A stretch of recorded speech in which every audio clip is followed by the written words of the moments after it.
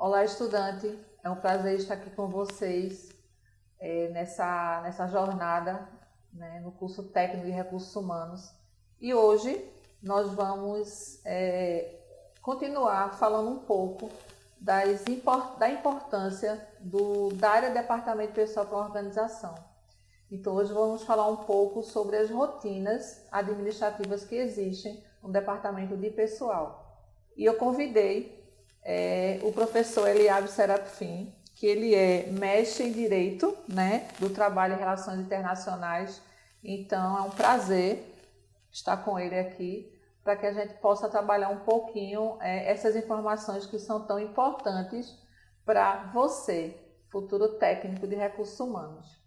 Olá, professor, tudo bom?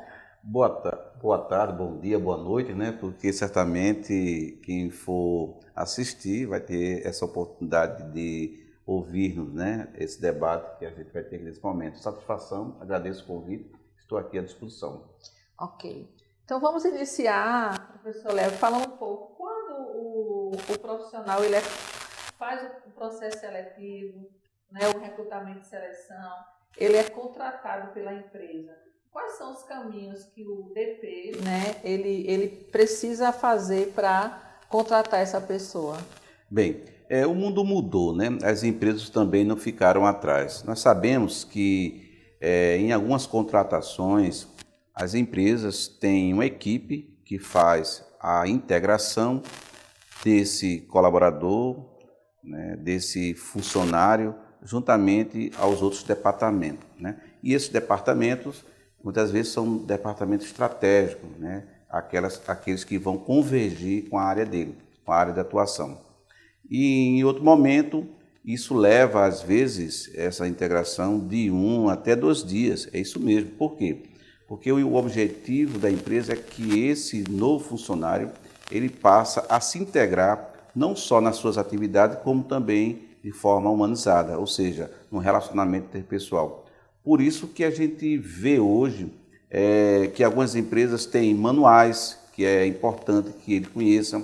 Nós temos os departamentos e as áreas que são áreas de periculosidades, né, as áreas de salubre, porque independente da função que ele vai atuar, possa ser que seja necessário ele ter que passar em áreas perigosas, sinalizações, tudo isso a empresa prepara para esse novo funcionário que é o momento mais importante da vida dele, que é o início de uma jornada profissional. Ok.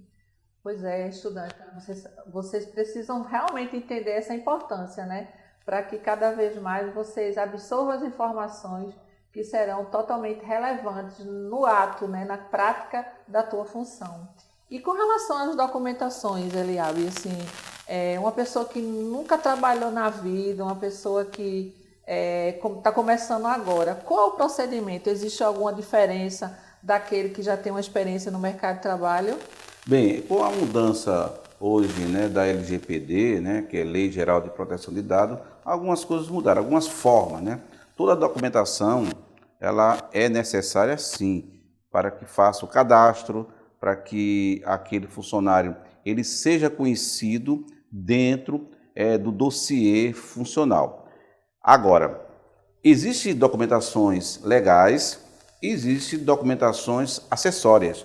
As documentações legais são a carteira profissional de trabalho, que já vem muitas vezes com o número do PIS, quando não, o funcionário ele deve apresentar, né? Ele deve ter aí as certidões de nascimento, né? Se ele tiver dependentes, filhos menores de 14 anos, é importante que apresente. Por quê? Porque tanto o salário família ele é uma obrigação da empresa, como é dever do funcionário apresentar 2 vezes ao ano. Isso mesmo, para quê? Para que ele tenha esse direito. E o salário família é sim uma parte, né, da previdência que é paga ao funcionário, tá? Não se desconta do empregado, na verdade ele é acrescentado de acordo com a faixa salarial.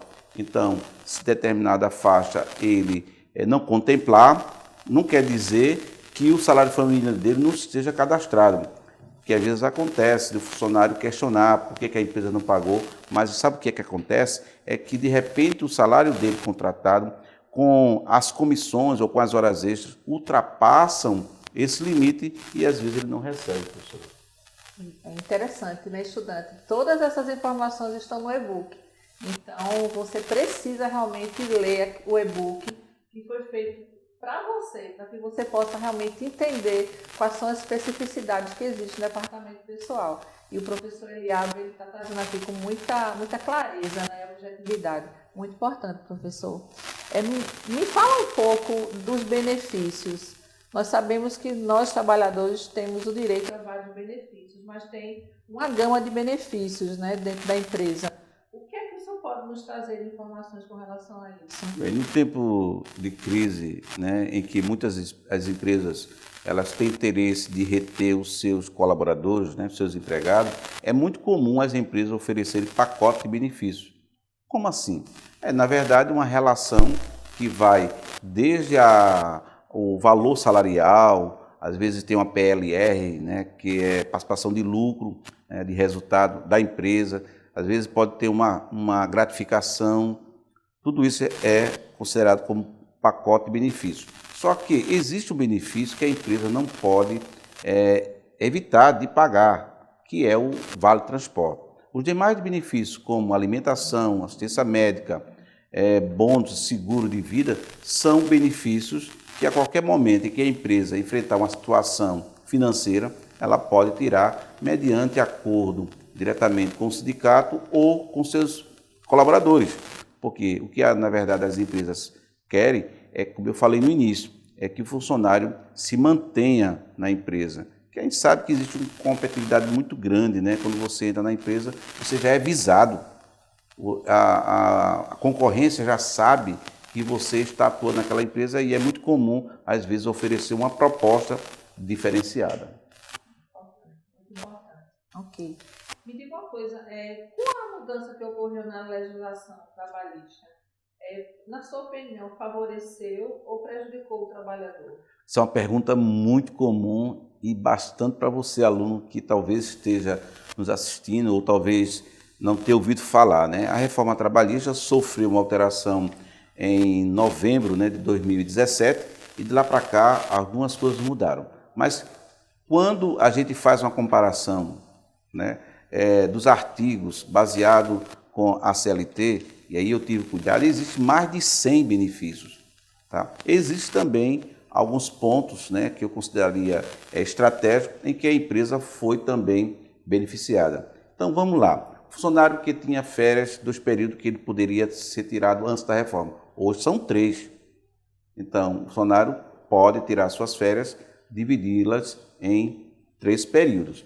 Um outro benefício que existia antes e que a reforma trouxe como benefício para o empregado, que era o pagamento das verbas, que antigamente se pagava com 10 dias, agora se paga praticamente imediato todos. E tem empresa que até evidencia esse pagamento mediante acordo coletivo pelo prazo ainda de 10 dias, mas tanto o aviso prévio indenizado como o aviso prévio trabalhado se pagam hoje corretamente. Em outro momento falaremos melhor sobre isso. Mas em relação à reforma, o que a gente vê é que as empresas passaram mais a ter um cuidado nas verbas rescisórias, nas verbas trabalhistas, no tocante ao pagamento. Por exemplo, quando o funcionário realmente quer resolver algo de ordem salarial, ele não precisa procurar diretamente o órgão do trabalhador, porque a empresa precisa oferecer a estrutura, porque a própria reforma deixou bem claro que o legislado pode ser modificado. Então, aquilo que está na legislação, ela pode ser alterada. Com relação ao imposto de renda, houve alguma alteração com relação à contribuição? O trabalhador que ganha até 2 salários mínimos, que tem direito ao PIS, como é que é isso diante do imposto de renda? Olha, essa questão do imposto de renda é um imbróglio antigo. Nós sabemos que quem ganhava até 10 salários mínimos, por exemplo, né, eu alcancei essa época, é que pagava o imposto de renda. Hoje quem ganha acima de 2 salários mínimos já está na tabela do imposto de renda, ou seja, já deve ser descontado. Deduz aí o INSS, né, o desconto, os dependentes, mas vai para a tabela para poder ver se consegue fazer o desconto. Dito isto, o que a gente vê em relação aos outros benefícios? Quem paga ou quem desconta imposto de renda, tá certo, tem que declarar. Inclusive nós estamos em períodos de declaração de imposto de renda para que você, se você está nos assistindo, de repente foi descontado o seu imposto de renda, você precisa declarar. E tem um detalhe que poucas pessoas não sabem. Até o estagiário também paga imposto de renda, desde que essa bolsa dele ultrapasse o teto para tal. Então, quem declara imposto de renda, quem paga imposto de renda, que é esse termo que a gente usa, ele não tem direito ao PIS, porque o PIS é um benefício, é um programa de integração social criado pelo governo bem antes da Constituição.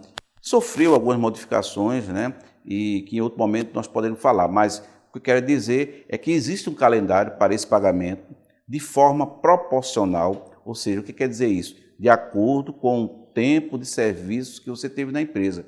Então, antigamente, nós tínhamos um período, né, e dizíamos que era uma média. Hoje não. Hoje, se você trabalhar 30 dias, já tem direito a uma parcela do PIS, até um ano, ou seja, 12 meses, você está recebendo aí, no caso, o valor integral do salário mínimo. Por isso, que observe o calendário, veja se você não está nesse período para poder receber. É importante dizer que as empregadas domésticas não recebem, tá? Os servidores públicos têm outra forma de receber, que é o PASEP, mas todos aqueles que são seletistas, que têm carteira, que a gente chama de carteira, deverá procurar o PIS. Tá? E se caso houver alguma pendência, né, alguma inconsistência junto à Caixa, que é responsável por esse recolhimento e pagamento, você deverá procurar a empresa para saber se seu nome foi informado no E-Social, que é a antiga RAIS. Pronto, já que o senhor falou nessa questão do E-Social, o que seria o E-Social?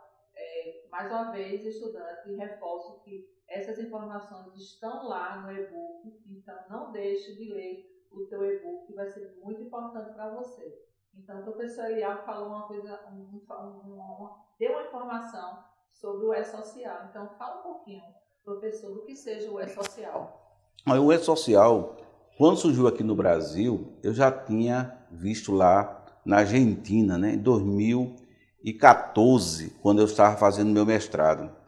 Ou seja, levou-se muito tempo e, claro, obedeceu alguns segmentos, né, foi feito por empresa, e aqui no Brasil, esse E-Social passou a ter mais um controle geral das informações, tanto do trabalhador, como da empresa, como também das prestadoras, isso mesmo, porque todas essas informações elas convergem para que sejam feitas as validações.